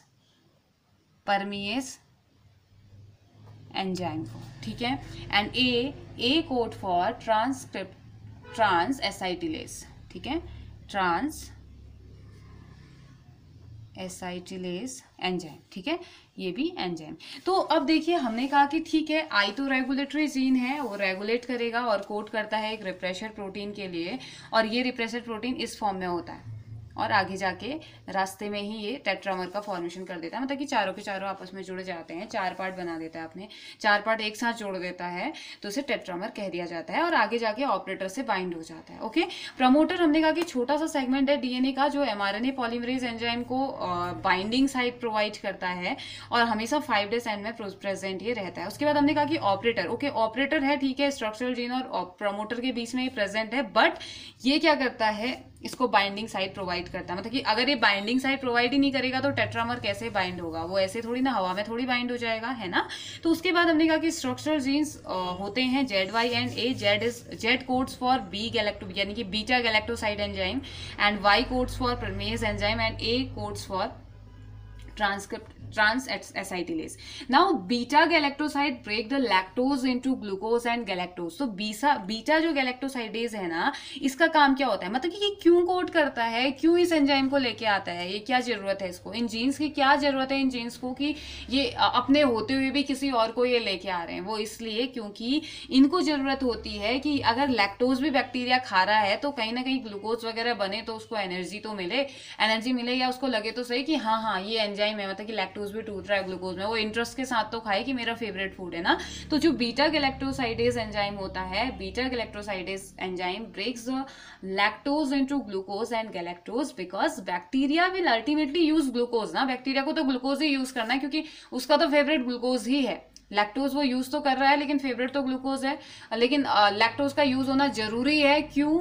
वो इसलिए जरूरी है क्योंकि वो ओपेरॉन एक्टिव होगा तभी प्रोटीन सिंथेसिस तक की प्रोसेस पहुंचेगी, अदरवाइज ऐसा कुछ नहीं होगा। अगर ऐसा नहीं होगा तो बैक्टीरिया वहीं पे खत्म, वहां पे उसकी प्रोसेस आगे ही नहीं बढ़ पाएगी। तो इसलिए जैसे हमें खाना पसंद नहीं होता ना, कोई चीज पसंद नहीं होती, तो आपने देखा होगा कि घर में जो बड़े होते हैं, जो भी खाना बनाते हैं, मम्मी वगैरह जो भी, तो कुछ इंटरेस्टिंग चीजें, मतलब कि नया नया ट्राई करते रहते हैं, इंटरेस्टिंग बनाते रहते हैं ना, ताकि हम खाएं। कभी कुछ उसमें कुछ दूसरा ही स्नैक डाल दिया, कुछ अलग अलग चीजें उसमें डाल दी, सॉस डाल दिया, कभी अलग अलग तरीके से बनाते हैं ना। तो वैसा ही अब यहाँ पे बैक्टीरिया को भी ऐसे खिलाना पड़ता है कि चलो ठीक है, हम एंजाइम डालते हैं, वो ग्लूकोज और गैलेक्टोज में तोड़ देगा, अब तो खा दो वाला ये करते हैं। तो ये बीटा जो गैलेक्टोसाइडेज होता है, ये क्या करता है, ये तोड़ देता है लैक्टोज को, किसमें, ग्लूकोज एंड गैलेक्टोज में। Okay, now what is the role of permease? Permease का रोल क्या होता होगा? It provide entry for lactose. अब देखो लैक्टोज है तो ठीक है, लैक्टोज है तो सही, लैक्टोज वो खा नहीं रहा है, लेकिन अब ठीक है वो कह रहा है कि चलो मैं खा लेता हूं, तो उस टाइम पे क्या होगा, एक परमीज जो वाई वाली जो जीन है वो एक्टिवेट कर देती है जल्दी से परमीज नाम के एंजाइम को, जो कि एंट्री प्रोवाइड करता है कि सेल में एंट्री प्रोवाइड करेगा, किसके लिए, लैक्टोज के लिए। इट मींस कि ये लैक्टोज कंसंट्रेशन को बढ़ने देता होगा सेल में, ऑफ कोर्स अंदर आने दे रहा है, इसका मतलब कि वो अलाउ कर रहा है कि लैक्टोज तुम आओ, तुम्हारा कंसंट्रेशन सेल में बढ़ना चाहिए, ठीक है। तो वाई का काम ये है, वाई क्या करता है, परमेज एंजाइम को एक्टिवेट करता है, देन परमेज एंजाइम क्या करता है, ये लैक्टोज की एंट्री को इंश्योर करता है कि हाँ ये सेल के अंदर आएगा, और इसका मतलब ये हुआ कि लैक्टोज उसकी बॉडी के अंदर बढ़ जाएगा, ठीक है। और ट्रांस एसाइटिलेज क्या करता है, ये एसिटिल या एसाइटिल ग्रुप को क्या करता है, ऐड कर देता है, ठीक है, बीटा गैलेक्टोसाइडेज में, जिससे कि क्या हो जाता है, ये एक्टिवेट हो जाता है हमारा सो एज टू एक्टिवेटेड। तो एक्टिवेट होने के लिए इसको जरूरत पड़ती है कि एसिटिल ग्रुप यहाँ पे को आए, एसिटिल ग्रुप आए तो बीटा गैलेक्टोसाइडेज से जाके ये एसिटिल ग्रुप क्या हो जाता है, इससे जाके जुड़ जाता है, ठीक है। हमें पता है कि कोई भी प्रोसेस एक्टिवेट होनी जरूरी है ना, मतलब कि हम यही तो पढ़ रहे थे अभी तक, जब हमने रेप्लिकेशन पढ़ा था, हमने ये पढ़ा कि जितने के जितने न्यूक्लियोटाइड है उन्हें एक्टिवेट कर दो अगर हम चाहते हैं कि प्रोसेस स्टार्ट होनी है। ऐसे हमने ट्रांसलेशन में किया था, ट्रांसक्रिप्शन में किया था। सबसे पहला स्टेप हमारा यही तो था कि कुछ जो चीजें हमें चाहिए उन्हें एक्टिवेट कर दीजिए। मतलब प्रोसेस अगर एक्टिवेट नहीं होगी, जैसे आपको चाहिए कि लाइट आपके रूम में हो, लेकिन आप स्विच ऑन नहीं करोगे तो फिर कैसे होगा, उसको एक्टिवेट तो करना पड़ेगा ना आपको। आप एक्टिवेट करोगे, उसको स्विच को ऑन करोगे तभी तो वो काम करेगा। तो लैक ओपेरॉन भी हमारा स्विच जैसा ही होता है, स्विच ऑन और स्विच ऑफ जैसा ही मॉडल इसका भी होता है, ठीक है। तो ये अब तीनों जीन का बहुत इंपॉर्टेंट, तीनों के तीनों जीन यानी कि जेड वाई एंड ए तीनों के तीनों बहुत ज्यादा ज़्यादा इंपॉर्टेंट रोल को प्ले करते हैं। और यहाँ पर होती है दो कंडीशन जो हमने समझनी है, और बहुत ही इंटरेस्टिंग कंडीशंस और बहुत ही अच्छी, मेरा फेवरेट पोर्शन इसमें यही है कि मतलब बहुत ही अच्छा, जब लैकोपेरॉन प्रेजेंट, जब लैकोपेरॉन एक्टिवेट है और जब लैकोपेरॉन इनएक्टिवेट है, मतलब कि ग्लूकोज ज़्यादा है और लैक्टोज कम है, तो उस समय क्या होगा, एब्सेंस हो जाएगा इंड्यूसर का, यानी कि उस समय इनएक्टिवेट प्रोसेस है। और जब ग्लूकोज कम है और लैक्टोज ज़्यादा है तो उस समय एक्टिवेट हो जाएगी। तो ये दो कंडीशन पढ़नी है। तो उससे पहले गैलेक्टोसाइड क्या करेगा,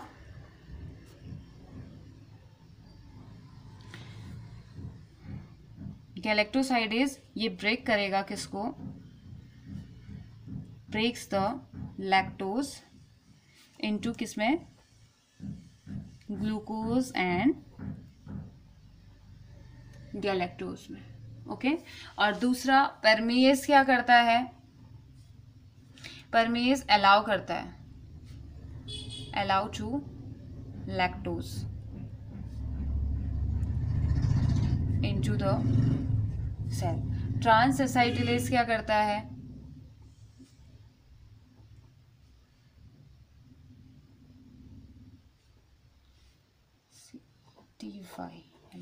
ट्रांसएसाइटिलेज करता है add acetyl group to beta galactosidase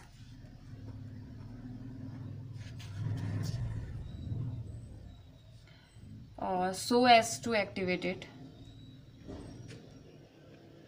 okay, इतना तो आ गया ना समझ में। अब तीनों जीन का रोल हमें पता है कि बहुत इंपॉर्टेंट रोल ये प्ले करते हैं।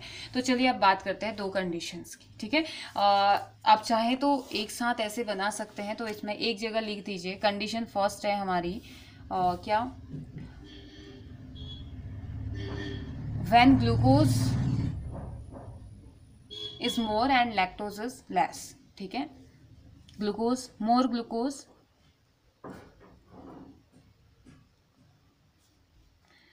एंड लेस लैक्टोज, यानी कि मीन्स एब्सेंस ऑफ इंड्यूसर और इनएक्टिवेटेड ओपेरॉन। ओके, इतना आया ना समझ में। ये क्यों कहा गया, क्योंकि जब भी वो ग्लूकोज का यूज करता है तब ओपेरॉन इनएक्टिवेट ही होता है, ओपेरॉन एक्टिवेट नहीं होता है। यही तो पढ़ा था ना बेटा। हाँ, तो बस इसी को पढ़ना है हमने। ओके, कुछ भी नहीं, बहुत इजी टर्म्स आपको इसमें मिलने वाले हैं, ठीक है।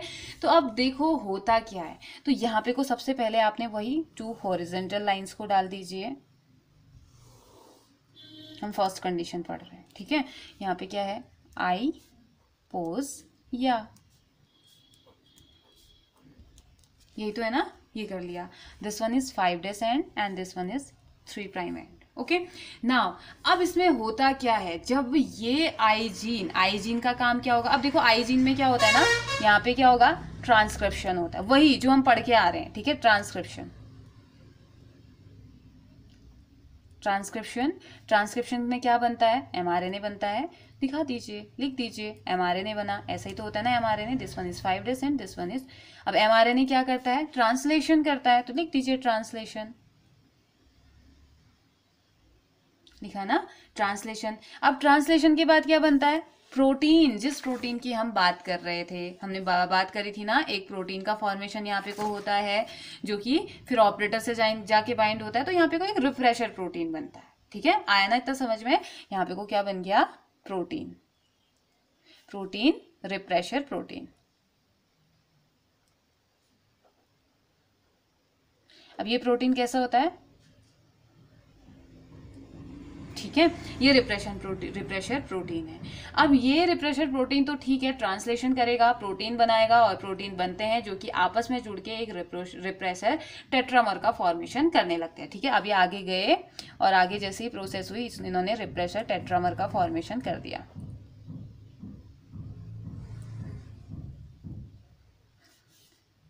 मतलब कि चार, बहुत सारे प्रोटीन बनेंगे ना, एक ही प्रोटीन तो बना नहीं, तो चार एक साथ जुड़ जाते हैं और रिप्रेशर टेट्रामर का फॉर्मेशन इन्होंने कर दिया। ठीक है, तो अब ये रिप्रेशर टेट्रामर जाएगा, हमने क्या कहा था, ये रिप्रेशर टेट्रामर जब बनता है, आई जीन किसके लिए कोड करता है, इसी रिप्रेशर टेट्रामर के लिए तो कोड करता है ना। तो ये क्या था, प्रोटीन था। प्रोटीन बनने के लिए क्या चाहिए, इतनी प्रोसेस होनी भी तो जरूरी है, लैकोपेरोन में इतनी प्रोसेस भी तो होनी चाहिए। ठीक है, इतनी प्रोसेस हुई। अब आप कह रहे हो कि जब इतनी प्रोसेस हो गई तो फिर इसको इनएक्टिवेट क्यों कहा, तो अभी आएगा इसको इनएक्टिवेट क्यों कहा। तो आई जीन आई, इसने ट्रांसक्रिप्शन किया, एमआरएनए बनाया, एमआरएनए से ठीक है ट्रांसलेशन हो गया, हम सारी चीजें पढ़ के आए हैं, तभी प्रोटीन बनता है। और प्रोटीन जो बना इसको हमने रिप्रेशर प्रोटीन बोल दिया। बहुत सारी रिप्रेशर प्रोटीन यहाँ पे बन गई, जहाँ पे को 4 रिप्रेशर प्रोटीन एक साथ आई, बाइंड करी और इन्होंने रिप्रेशर टेट्रामर का फॉर्मेशन कर दिया।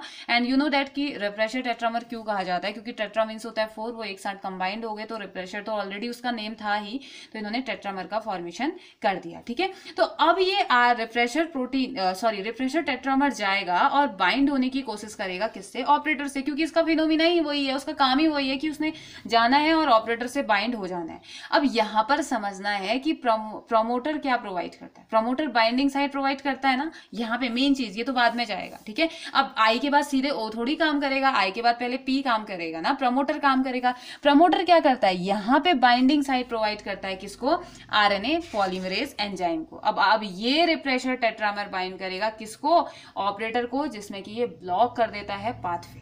ठीक है, ये मतलब इसको ऐसा कुछ नहीं मिलता, ये जाएगा यहाँ पे को एमआरएनए, अब क्या आरएनए पॉलीमरेज बाइंड हो गया। ठीक है, अब आरएनए पॉलीमरेज बाइंड हुआ तो ये क्या करेगा, यहाँ पे एमआरएनए बना, यहाँ प्रोटीन बना, यहाँ भी बनेगा, यहाँ भी बनेगा, यहाँ भी बनेगा, सब जगह बनना चाहिए ना। मतलब कि होता क्या है, आरएनए तो यहाँ से जुड़ा है, तो फिर वो बनते बनते बनते बनते लास्ट एंड तक जाता है ना, तो ऐसा ही होना चाहिए।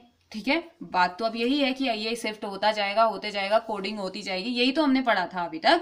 तो अब देखो यहाँ पे होता क्या है कि जैसे ही ये एमआरएनए यहाँ पे बाइंड हुआ, प्रोसेस स्टार्ट हो गई और ये रिप्रेशर प्रोटीन गया और ऑपरेटर से जाके क्या हो जाता है, जुड़ जाता है। मतलब कि ऑपरेटर के पास गया और ऑपरेटर से जाके यहाँ पे इसने खुद को बाइंड कर लिया, ऑपरेटर ने कहा आओ भाई हम साइड दे रहे हैं तुमको, और ये यहाँ गया और इससे बाइंड हो गया। ठीक है, अब जैसे ही ये बाइंड हो गया, ये क्या कर देता है, ऑपरेटर इज ब्लॉक, ये ब्लॉक हो गया ना, इसने तो इसकी पूरी जगह घेर दी। मतलब कि समझ लो अगर ये यहाँ से आगे जाने वाला था तो यहाँ पे टेट्रामर आया और जुड़ गया और पूरा रास्ता ब्लॉक। अब आगे कैसे जाए मैसेज कौन लेके जाएगा, यही तो मैसेज लेके जाएगा आगे प्रोसेस करने के लिए। तो अब रास्ता ब्लॉक हो गया है, ये प्रोटीन आया और प्रोटीन ने इसको आगे जाने ही नहीं दिया, तो प्रोसेस क्या हो गई, पाथवे इनएक्टिवेट हो गया, ट्रांसक्राइब नहीं हो पाया। कब, जब ग्लूकोज का वो यूज कर रहा था, क्योंकि इसको एक्टिवेट करने वाला कोई है ही नहीं। हमने अभी तो पढ़ा था एक्टिवेट करने के लिए लैक्टोज की जरूरत पड़ेगी, तो यहाँ पे तो है ही नहीं, ये लैक्टोज तो है ही नहीं, ग्लूकोज है यहाँ पे को। अब क्या करे, कुछ भी नहीं हो सकता, यहाँ पे को इसने पूरी तरीके से ब्लॉक कर दिया। हालांकि इस्चेरिचिया कोलाई की बॉडी में थोड़ा बहुत लैक्टोज होता है, लेकिन वो लैक्टोज इतना इनफ नहीं है कि वो इसको रोक सके। ठीक है, तो अब क्या हो गया, ये पाथवे क्या हो गया, यहीं पे ब्लॉक हो गया, जिससे कि ये इनएक्टिवेट हो जाता है। और ट्रांसक्राइब, ये जेड वाई और ए जीन जो कि ट्रांसक्राइब करती हैं, जो चीजों को ट्रांसक्राइब करने के लिए जानी जाती है, ये ट्रांसक्राइब नहीं कर पाती हैं। ठीक है, इतना आया ना समझ में। यहाँ पे ट्रांसक्राइब क्यों नहीं हुआ, क्योंकि पाथवे ब्लॉक हो गया था। ठीक है, operator is block bye refresher tetramer, जिससे कि जो आरएनए पॉलीमरेज है वो भी ब्लॉक हो जाएगा। अब आरएनए पॉलीमरेज एंजाइम ब्लॉक हो गया तो वो ZYA तक तो इन्फॉर्मेशन लेके नहीं जा पाएगा ना, क्योंकि ये इतना ही बड़ा, बस यहाँ से O तक ही जा पाया, उसके बाद ये बना ही नहीं, ये गया ही नहीं आगे। तो अब जब आगे ही नहीं जाएगा तो फिर प्रोसेस कैसे होगी, है ना। तो ये कंडीशन, ये जो प्रोसेस है ये यहीं पे स्टॉप हो जाती है, यहीं पे रुक जाती है। आया इतना समझ में। उसके बाद अब बात करते हैं सेकंड कंडीशन की। सेकंड कंडीशन हमारी क्या है, less glucose and more lactose, presence of inducer.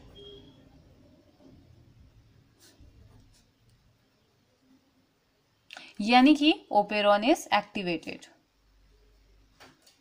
Operon is activated.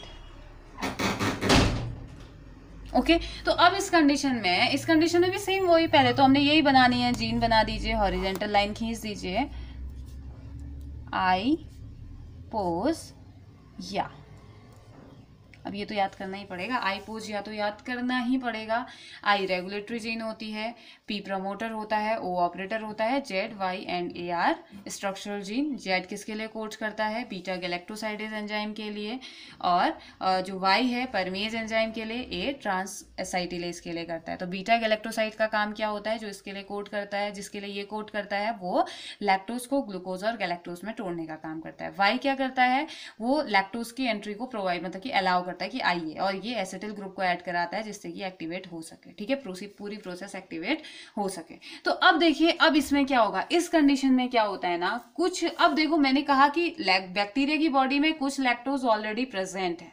ठीक है, तो कुछ, अब पहली इस स्टेप में तो यही होगा जैसा वहां चल रहा था वैसा ही होगा, क्योंकि यहाँ पे ब्लॉकर वगैरह कुछ नहीं आया था, यहाँ पे बना ही नहीं था अभी प्रोटीन, तो यहाँ पे ट्रांसक्रिप्शन हुआ।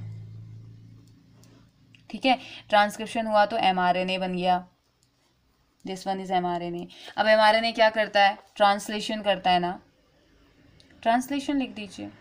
ट्रांसलेशन के बाद क्या बनता है? प्रोटीन। और ये आई और ये आई अलग थोड़ी है। जब ये आई रिप्रेशर प्रोटीन बना रहा है तो ऑफकोर्स ये आई भी रिप्रेशर प्रोटीन ही बनाएगा, क्योंकि एक ही की बॉडी में तो प्रेजेंट है, वो उसी जीन की बात कर रहे हैं, इसी जीन की बात कर रहे हैं यहाँ। ये इस जीन की बात तब करी जब लैक्टोज नहीं था, जब कम था लैक्टोज, और इस जीन की बात करें जब लैक्टोज ज्यादा है। ठीक है, ये दोनों, मतलब कि अगर मैं बोलूँ कि मैं आपके इसी एक ही हाथ की बात कर रही हूँ, ये तब जब आप लिख रहे थे, जब मैं लिख रही हूँ तो ये मैं अभी बात कर रही हूँ, और इसी हाथ की बात तब कर रहे हैं जब ये रेस्ट में। ठीक है, वैसा ही ये भी है।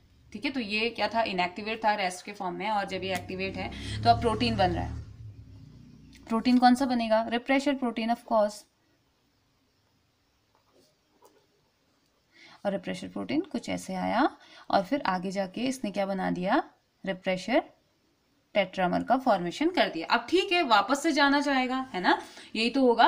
रिप्रेशर प्रोटीन बनाने के बाद अभी साथ में ज्वाइंट हो जाएंगे रिप्रेशर टेट्रामर, से हमने बोल दिया, आरटी लिख सकती हूँ, रिप्रेशर टेट्रामर हमने इसे बोल दिया। अब ये क्या करेगा? ठीक है, प्रमोटर के पास जाने की कोशिश करेगा, जैसे यहाँ बाइंड हुआ था वैसे ही बाइंड होने की कोशिश करेगा, और पहले यहाँ पे, सॉरी, प्रमोटर के पास आएगा, आरएनए पॉलीमरेज आ गया। ठीक है, यहाँ पे आरएनए पॉलीमरेज आया। ठीक है, ये ट्रांसक्राइब करते हुए आगे आगे जाते रहेगा, तो ठीक हो गया। और साथ ही साथ यहाँ भी प्रोसेस चल रही है, और ये जो आरएनए पॉलीमरेज को पता है कि अब देखो, लेकिन यहाँ पर को ना आरएनए पॉलीमरेज को पता है कि एक तो इसकी बॉडी में ऑलरेडी लैक्टोज है, दूसरा ये लैक्टोज खा भी रहा है। ये कंडीशन कौन सी थी? यहाँ पे भी आरएनए पॉलीमरेज को पता था कि लैक्टोज तो थोड़ा बहुत बॉडी में प्रेजेंट है, लेकिन वो ब्लॉक हो गया। क्यों? क्योंकि लैक्टोज जितना प्रेजेंट था उतना सफिशियंट नहीं था। लेकिन यहाँ पे क्योंकि ग्लूकोज खा रहा था, लेकिन यहाँ पे वो खा क्या रहा है? यहाँ पर वो खा रहा है लैक्टोज, तो उसे पता है कि लैक्टोज तो प्रेजेंट है, साथ ही साथ और एक्स्ट्रा आ रहा है। तो उस टाइम पे क्या कर देता है, ये जो लैक्टोज प्रेजेंट होता है एस्चेरिचिया कोलाई में, ये क्योंकि ये प्रेफर तो करता है नहीं लैक्टोज को, तो जैसे ही ये ऑपरेटर यहाँ पे आ रहा होता है, जैसे ही ये रिफ्रेशर टेट्रामर यहाँ पे इस ऑपरेटर के पास आता है, तो ये क्या कर देता है ना, इसे एस्चेरिचिया कोलाई का जो लैक्टोज होता है ना, वो इसको वापस से इसके पुराने फॉर्म में तोड़ देता है। और ये जो होगा ना, ये सिर्फ तभी ऑपरेटर से बाइंड कर पाएगा जब ये टेट्रामर के फॉर्म में होगा। जब ये अलग अलग फॉर्म में रिप्रेशर प्रोटीन होगा तो कभी भी ये ऑपरेटर से जाके बाइंड नहीं हो पाएगा। यहाँ पे इसे तोड़ने वाला कोई नहीं था, और इसको तोड़ता कौन है? कौन तोड़ता है? लैक्टोज ही तो तोड़ता है इसे। इस लैक्टोज जो आता है, लैक्टोज जो एक्टिवेट है, वो इसे तोड़ देता है, अलग अलग जिस फॉर्म में ये था उसी फॉर्म में इसे तोड़ देता है। लेकिन यहाँ पे तो कोई था नहीं, तो वो सीधे गया और उसने पाथवे ब्लॉक कर दिया। लेकिन यहाँ पे है, यहाँ पर लैक्टोज है, लैक्टोज इस टेट्रामर को वापस से किस फॉर्म में तोड़ देता है? सिंपल से फॉर्म में तोड़ देता है जिस फॉर्म में ये था, और ये यहाँ नहीं पहुंच पाता है, इससे बाइंड नहीं कर पाता है। ठीक है, तो अब वो इस टेट्रामर को तोड़ दिया। जब इसने तोड़ दिया तो it means now the operon is not blocked and polymerase आगे बढ़ता ही जाएगा और ट्रांसक्रिप्शन करेगा। ठीक है, अब ब्लॉक नहीं हुआ तो ये तो आगे को बढ़ते जाएगा, इसने अपनी प्रोसेस करनी है, ये आगे बढ़ गया। ठीक है, आरएनए पॉलीमरेज तो यही करता है, ट्रांसक्रिप्शन। तो अब ये ट्रांसक्राइब करेगा किसको? जेड वाई एंड ए को। जेड वाई एंड ए को ट्रांसक्राइब करने का मतलब इनको चेंज करेगा, जो इनका काम होगा। अब इसमें ट्रांसलेशन होगा। ठीक है, यहां ट्रांसलेशन होगा और वो क्या फॉर्म करेगा? जेड वाई और ए तीन प्रोडक्ट का फॉर्मेशन करते हैं। ठीक है, beta galactosidase, permease and translation. Acetylase, ये इसी के लिए तो कोट करते हैं ना। अब ये क्या करते हैं, जैसे ही ट्रांसक्राइब होगा, जैसे ही ट्रांसक्रिप्शन करवाया जाएगा, तो मैं इधर यहाँ पे लिख देती हूँ इसका, तो बीटा गैलेक्टोसाइडेज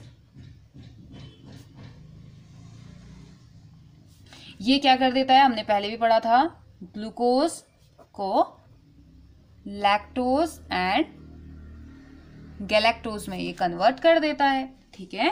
परमेज क्या करता है, एंट्री प्रोवाइड करेगा, हम पहले भी पढ़ के आ चुके हैं। परमेज एंट्री प्रोवाइड करेगा, किसको, provide entry to lactose, okay. And transacetylase क्या करता है, एसिटिल ग्रुप को ऐड करेगा,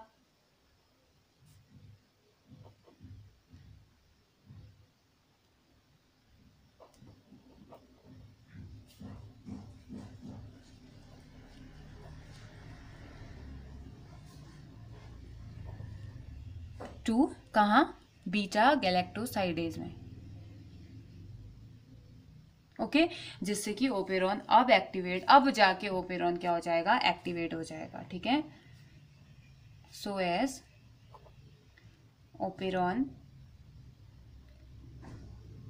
एक्टिवेटेड, और ये सिर्फ तभी होगा जब लैक्टोज टूटेगा, ठीक है। जब लैक्टोज पहले तो इसको तोड़ेगा इस टेट्रामर को, और फिर वो खुद टूट जाएगा, तो ऐसे एक्टिवेट होता है हमारा लैकोपेरॉन। तो लैकोपेरॉन को कुछ इस तरीके से एक्टिवेट किया जाता है। अब नाउ आता है कि what we need to know, हमें जानने की जरूरत क्या है कि इस्चेरिचिया कोलाई कभी भी मरता नहीं है, मतलब कि भूखा नहीं मरता है कभी भी। क्यों, क्योंकि इसके पास दोनों ही मीडियम प्रेजेंट है, मतलब कि जब इसके पास ग्लूकोज नहीं है तो इसको लैक्टोज मिल जाएगा, और लैक्टोज नहीं है तो ग्लूकोज इसे मिल जाएगा, मतलब कि सेल इसका कभी मरता नहीं है। अलग अलग मतलब कि टाइप के डिफरेंट ग्लूकोज को ये क्यों प्रेफर करता है, और ग्लूकोज को प्रीफर करने के बाद क्यों एक्टिवेट होता है, थोड़ा बहुत आइडिया हम लगा सकते हैं, लेकिन क्लियर कट आइडिया अभी है नहीं, क्योंकि ये माना जाता है कि जब ग्लूकोज, मतलब मेन चीज़ यही होती है कि ये तोड़ नहीं पाता है, जबकि लैक्टोज इसे तोड़ देता है। लेकिन but difference in glucose we don't need to operon work, मतलब कि जो ओपेरॉन कैसे काम कर रहा है, या लैक्टोज ओपेरॉन हमें रिक्वायर होता है, ये हमें पता होना चाहिए। बाकियों का हमें कुछ नहीं करना है इसमें, हमने सिर्फ इतना ही पढ़ना है कि ग्लूकोज की प्रेजेंस में जो लैकोपेरॉन है वो इनएक्टिवेट होता है, और जब लैक्टोज प्रेजेंट होता है तो उसकी प्रेजेंस में क्या होता है, ये एक्टिवेट होता है और इजिली काम करने लगता है, ठीक है। तो फिर से रिकॉल करें एक बार, तो हमने आज जो टॉपिक पढ़ा था वो हमने कहा कि हम लैकोपेरॉन की बात करते हैं। Operon cluster of genes with related function, Jacob और मोनेट नाम के साइंटिस्ट थे, 1961 में इन्होंने बताया था कि एक लैकोपेरॉन नाम की भी कोई चीज होती है जो कि आगे जाके फंक्शन करती है, और हम देखते हैं कि कितना इंटरेस्टिंग चीज ये हमें दिखाता है। मतलब कि लैकोपेरॉन का मतलब किसी ऐसी चीज से नहीं वो समझना कि हम बाहर की बात कर रहे हैं, हम बॉडी के अंदर की ही बात कर रहे हैं, लेकिन हम ये बैक्टीरिया के लिए बात कर रहे हैं, ठीक है। तो लैक का मीनिंग है लैक्टोस, और ओपेरॉन का मीनिंग क्या है, जहाँ पे जीन्स प्रेजेंट होती हैं और वो ट्रांसक्राइब खुद को करती हैं और प्रोटीन बनाती हैं, और फिर उसका प्रोडक्ट जो है जिस हिसाब से काम करना होता है वो सेल में आगे काम करता है।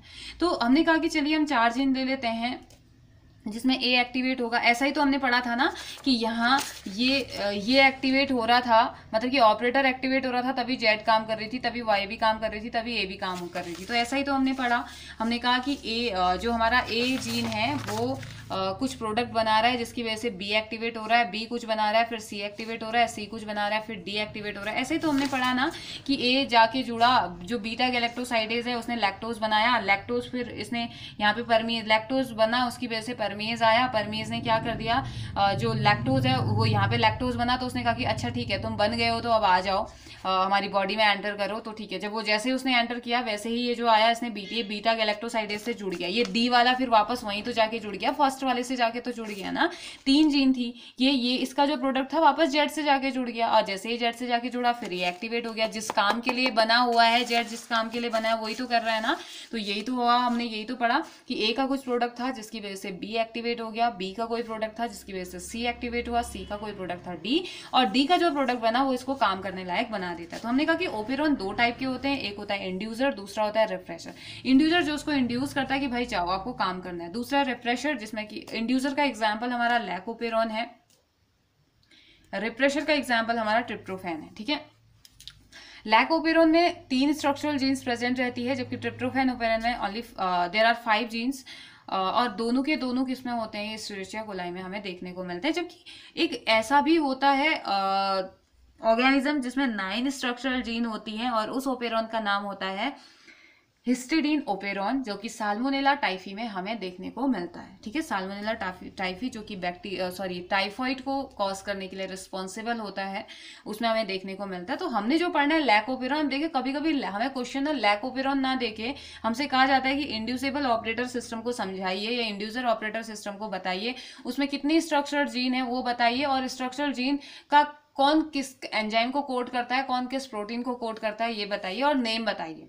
आई है तो आप उसे क्या बोलते हो। इसमें ये मेन चीजें यही है इसमें याद करने लायक, क्योंकि प्रोसेस बहुत इजी है। प्रोसेस तो कुछ भी नहीं है, हमने जो अभी तक पढ़ा है हमने वो एक लाइन में लिख देना है कि हाँ भाई एमआरएनए बनता है, एमआरएनए से सेंट्रल डोग्मा आपने लिख देना है, एमआरएनए बन रहा है, एमआरएनए से प्रोटीन बन रहा है, उस प्रोटीन का नाम रेप्रेसर प्रोटीन है, फिर वो जुड़ जा रहा है आपस में टेट्रामर, और ऑपरेटर से जाके जुड़ जाएगा तो प्रोसेस नहीं होगी आगे, और ऑपरेटर से जाके नहीं जुड़ रहा है, लैक्टोज अगर उसे तोड़ दे रहा है तो फिर प्रोसेस आगे बढ़ेगी। प्रोसेस तो बहुत ईजी है, लेकिन थोड़ा सा कंफ्यूजन जहाँ पे होता है वो होता है कि कौन सा एंजाइम किसके लिए कोड कर रहा है या कौन एंजाइम क्या कर रहा है, जबकि ये भी इजी है, कोई टफ नहीं है। बस थोड़ा सा एक बार पढ़ने में आपको लगेगा कि ये टफ है, लेकिन अगली बारी जब आप पढ़ेंगे तो फिर वो आपको बहुत इजी लगने लगेगा।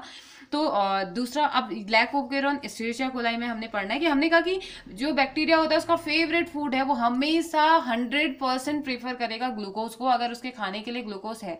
मतलब आपको उससे हजारों चीज दे दो, लेकिन उन हजारों चीजों में से वो हमेशा ग्लूकोज को ही प्रेफर करेगा, उसका इतना फेवरेट वो है।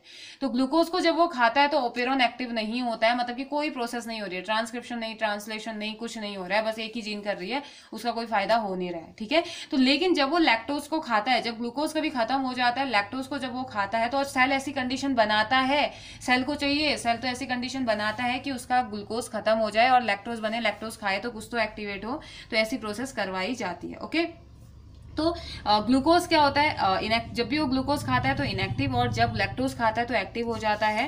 तो इसी को हमने कहा कि चलिए एक मीडियम की हम बात करते हैं, जहाँ पे एस्चेरिचिया कोलाई को हमने ग्रो कराया है, उसको खाने के लिए हमने ग्लूकोज और लैक्टोज दिया है। तो हम थोड़ी देर बाद या थोड़े कुछ टाइम बाद हम देखते हैं कि जब हमने सेम 4 ग्लूकोज के मॉलिक्यूल 4 लैक्टोज के मॉलिक्यूल डाले तो थे, लेकिन ये सेम था, लेकिन उसने क्या किया, हमेशा ग्लूकोज को ही खाया, लैक्टोज को नहीं खाया। अब ग्लूकोज खत्म हो गया, मजबूरी है, लैक्टोज खाना पड़ेगा, क्योंकि लैक्टोज क्या हो गया, क्योंकि उसको भूख अभी भी है।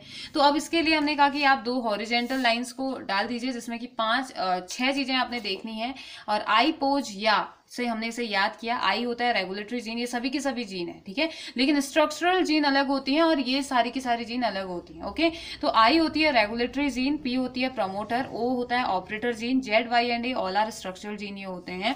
रेगुलेटरी जीन जो होती है वो कोड करती है एक रिप्रेशर प्रोटीन के लिए, जो कि एमआरएनए सिंथेसिस के बाद, ट्रांसलेशन के बाद बनेगा, और जो आगे जाकर एक आपस में जुड़ जाते हैं तो टेट्रामर का फॉर्मेशन कर देते हैं, मतलब 4 प्रोटीन एक साथ जुड़ जाते हैं, भले कितने ही बने, हजारों बने, लेकिन 4 के फॉर्म में ये बनते हैं। ओके, और प्रमोटर जो होता है छोटा सा सेगमेंट होता है डीएनए का, बहुत टाइम से पढ़ते हुए आ रहे हैं, यहाँ पे आरएनए पॉलीमरेज आता है और बाइंड करता है, फिर कोड करते हुए आगे लास्ट एंड तक वो पहुंचता है। ठीक है, फिर ऑपरेटर आता है, ये इस रिप्रेसर प्रोटीन को बाइंडिंग साइट देता है, जो रिप्रेसर टेट्रामर बनता है उसे। ठीक है, और जेड वाई एंड ए हमने कहा कि ये स्ट्रक्चरल जीन है, तीनों की तीनों जेड वाई और ए स्पेशल एंजाइम को कोड करते हैं, या स्पेशल एंजाइम यहाँ पे को स्पेशल एंजाइम ये होते हैं जिनको ये कोड करते हैं। तो ये क्या होता है, बी बीटा गैलेक्टोसाइडेज को, वाई परमीज को, और ए ट्रांसएसाइटिलेज को करता है। तो बीटा गैलेक्टोसाइड या galactosidase breaks the lactose into glucose and galactose, हमने पढ़ा कि ये तोड़ देता है ग्लूकोज और गैलेक्टोज में। परमीज एंजाइम क्या करता है, एंट्री प्रोवाइड करता है लैक्टोज को, जिसका मतलब है कि लैक्टोज कंसंट्रेशन बढ़ने में ये इसको हेल्प करता है। ओके, ट्रांसएसाइटिलेज ये एसिटिल ग्रुप को ऐड करता है बीटो गैलेक्टोसाइड में, जिससे कि पूरा का पूरा लैकोपेरॉन एक्टिवेट हो जाता है और ये काम करने लगता है। फिर इसका जो मेन काम है वो काम ये करेगा। तो ये तीनों जीन बहुत इंपॉर्टेंट रोल प्ले करते हैं, और इसलिए इन तीनों जीनों का काम करना बहुत ज्यादा जरूरी होता है। लेकिन ये 3 जीन कब काम करेंगे, इसके लिए 2 कंडीशन हमारे पास है कि अगर बॉडी में ग्लूकोज ज्यादा है, यानी कि उसने ग्लूकोज ज्यादा खाया, लैक्टोज कम खाया, लैक्टोज कम है, लैक्टोज कम इसलिए है, ग्लूकोज बहुत ज्यादा खाने के बावजूद भी लैक्टोज कम इसलिए है क्योंकि बॉडी में थोड़ा बहुत लैक्टोज प्रेजेंट ही रहता है। ठीक है, तो लेकिन ग्लूकोज ज्यादा है तो इस वजह से यहाँ पे लैक्टोज काम नहीं नहीं कर पाता है, क्योंकि ये नील मान दिया जाता है इस कंडीशन में जब ग्लूकोज ज़्यादा है। तो यानी कि इनएक्टिवेटेड ओपेरॉन हम इसे बोल देंगे। तो आईपोज या जीन हमने बनाई, हमने कहा कि इसने ट्रांसक्रिप्शन किया, एमआरएनए बनाया, ट्रांसलेशन किया, प्रोटीन बना, प्रोटीन जो कि रिप्रेशर प्रोटीन है ये बना, और चार चार मॉलिक्यूल आपस में जुड़ जाते हैं, तो इसे हम रिप्रेशर टेट्रामर कह देते हैं। अब ये रिप्रेशर टेट्रामर की प्रॉपर्टी है कि ओ इसे बाइंडिंग साइड देता है और ये जुड़ जाता है, ठीक है, ये गया और ओ से बाइंड हो गया। अब यहाँ पे प्रमोटर रीजन पे आरएनए पॉलीमरेज एंजाइम भी आया था, जो कि सोच रहा था कि ठीक है मैं आगे जाऊंगा और ट्रांसक्राइब करूंगा जेड वाई और ए को, ये पूरा का पूरा एक्टिवेट कर दूंगा, लेकिन इसको मौका ही नहीं मिला। क्यों? क्योंकि ये पूरा का पूरा टेट्रामर चार के चार ही आके इन्होंने ब्लॉक कर दिया। अगर ये अकेला भी होता तो शायद ये चले जाता ब्रेक करते हुए, लेकिन ये चार के चार आए और पाथवे ब्लॉक कर दिया, ये इससे अंदर जा ही नहीं पाया। इससे आगे आरएनए पॉलीमरेज जो एमआरएनए था वो आगे जा ही नहीं पाया, मतलब कि ये जो एमआरएनए बना था ये इससे आगे जा ही नहीं पाया, तो प्रोसेस यहीं पे रुक गई। ठीक है, दूसरी कंडीशन कही गई कि चलो ऐसा कर, लेकिन ये हमेशा थोड़ी ना ऐसा ही होगा। दूसरा कंडीशन आता है कि जब ग्लूकोज बहुत कम है, वो लैक्टोज खा रहा है, ग्लूकोज बहुत कम है और लैक्टोज ज्यादा है, तो थोड़ा बहुत लैक्टोज ऑलरेडी बॉडी में प्रेजेंट रहता है, और जब ग्लूकोज का अमाउंट बॉडी में कम है तो वो लैक्टोज काम करने लायक हो जाता है, काम करता है। तो प्रोसेस ये वाली तो सेम चलती है, ट्रांसक्रिप्शन होता है, एमआरएनए बनता है, ट्रांसलेशन होता है, प्रोटीन बनता है, सेम प्रोटीन रिप्रेशर प्रोटीन आगे जाके ज्वाइंट हो जाता है, रिप्रेशर टेट्रामर का फॉर्मेशन ये कर देता है। अब जैसे ही रिप्रेशर टेट्रामर यहाँ पे फिर पॉलीमरेज एंजाइम आएगा और यहाँ से अटैच हो गया, अब इसे लग रहा है कि अब पॉसिबिलिटी है कि ये आगे जा सकेगा। कैसे? क्योंकि इसको पता है कि अब यहाँ पे कोई लैक्टोज है और ये लैक्टोज इस टेट्रामर को वापस से छोटे छोटे पीस में तोड़ देगा, और जब ये एक एक अलग अलग हो जाएंगे तो कभी भी ऑपरेटर इसे बाइंड नहीं करेगा। क्यों? क्योंकि ऑपरेटर सिर्फ और सिर्फ टेट्रामर को बाइंड करता है। ठीक है, ये तो मोनोमर हो गए सभी, ये भी मोनोमर, ये भी मोनोमर, ये भी मोनोमर और ये भी मोनोमर। तो अब जैसे ही ये बाइंड नहीं हुआ तो जल्दी से एमआरएनए जो है वो आगे जाके क्या हो गया, आगे जाके प्रोसेस करने लगा, शिफ्ट ही तो करता है वो। तो यहाँ पे अब जेड को ट्रांसक्राइब, जेड आता है, जेड एक्टिवेट हुआ, जेड बीटा गैलेक्टोसाइडेज के लिए कोड करेगा, ये परमिएज के लिए कोड करता है, ट्रांस एसाइटिलेज के लिए कोड करता है। तो अब बीटा गैलेक्टोसाइडेज क्या है, जल्दी से क्या कर देता है, जो ग्लूकोज इसकी बॉडी में थोड़ा बहुत भी जो प्रेजेंट था या जो भी ग्लूकोज था उसको तोड़ देता है लैक्टोज और गैलेक्टोज में। ठीक है, और फिर उसके बाद जैसे ही यहाँ से लैक्टोज बना, लैक्टोज बनता है तो परमेज एक्टिवेट होता है और बोलता है कि आओ आप सेल के अंदर एंट्री करो। जैसे ही लैक्टोज ने इसके सेल के अंदर एंट्री करी, वैसे ही यहाँ पे ट्रांस एसाइटिलेज एसिटिल ग्रुप को ऐड करता है बीटा गैलेक्टोसाइडेज में, और क्या कर देता है, पूरे ओपेरॉन को एक्टिव कर देता है, और फिर ये काम लगातार चलने लगता है। ठीक है, तो कुछ इस तरीके से हमारा बैक्टीरिया में, इश्चेरिचिया कोलाई में लैकोपेरॉन काम करता है। तो आज हमने लैकोपेरॉन पढ़ा। आई होप कि आपको समझ में आया। बहुत ही अच्छा टॉपिक, बहुत ही इंपॉर्टेंट टॉपिक है हर एग्जाम के हिसाब से। तो जो हमारा नेक्स्ट टॉपिक या जो नेक्स्ट लेक्चर होगा वो हमारा जेनेटिक कोड और ह्यूमन जीनोम प्रोजेक्ट, हमारे 2-3 टॉपिक और बच गए इसमें, genetic code, human genome project and DNA fingerprinting. तो ये 3 टॉपिक अभी हमारे रह गए हैं, तो इनको हम कवर करेंगे हमारे नेक्स्ट लेक्चर में। तो तब तक आप पढ़िए, नोट्स बनाइए, और अगर समझ में नहीं आता है तो you can ask. Okay, have a nice day.